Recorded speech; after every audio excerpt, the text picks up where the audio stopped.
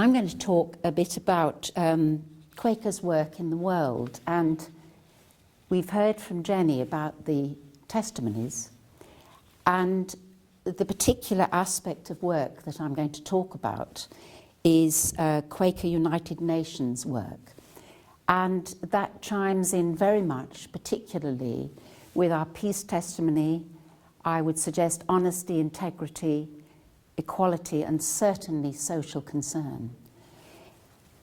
Now, most of this information I gathered from the 2012 Swarthmore Lecture, and for those of you who don't know, the Swarthmore Lectures have been annual events since 1907, and their objective is to provide an annual lecture on some subject relating to the message and work of Friends, and named after the home of Margaret Fox, George Fox's wife.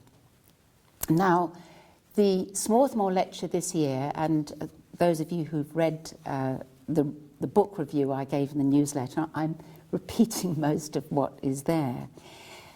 But I was particularly interested in this because I was very aware that the Quakers had an office both in Geneva and in New York, but I was not aware of the work that they did quietly behind the scenes. And just to remind you of where the United Nations came from, as you know, the League of Nations was set up in Geneva in 1920 after the First World War. And in 1926, the first Quaker representatives were appointed to direct the Friends International Centre in Geneva. And then after the Second World War, when, as you'll be aware, the United Nations was set up in 1945, the centre morphed to become part of the United Nations, and a Quaker office was set up in New York in 1948. So as you can see, very much working within the peace testimony, an attempt to try to prevent conflict, to encourage nations and individuals to talk to each other. In 2002, QUNO, I'm going to abbreviate it, Quaker United Nations Office, was accorded general consultative status as an NGO, permitting it to attend, speak at, submit written statements to many UN meetings. And this is a very considerable responsibility to have, and says a lot about how the Quaker organisation is perceived. And what does it do, and how does it do it? And I think reading about it, it tells you a lot about the way in which Friends work in all sorts of areas.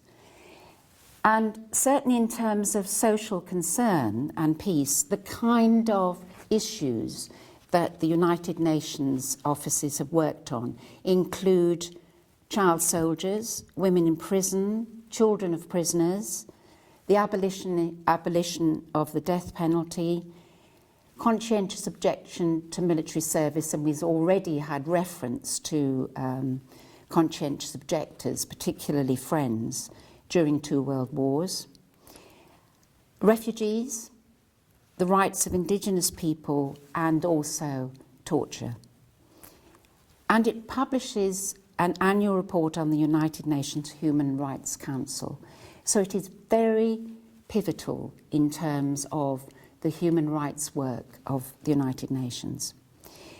The key aspects of it are that it is not political. This is absolutely vital.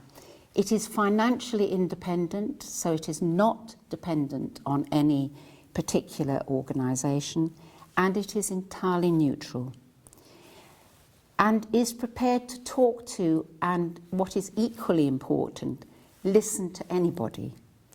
And it doesn't judge people or nations as being good or bad, and it doesn't divide them in that way. The other great advantage that the 2 Quaker United Nations offices have is that the staff tend to stay in post for much longer than most diplomats who represents different countries stay. So there is continuity. So there is a lot of expertise, particularly about the intricacies of how the United Nations works, which I'm sure any of you who've had any contact with the United Nations will be aware.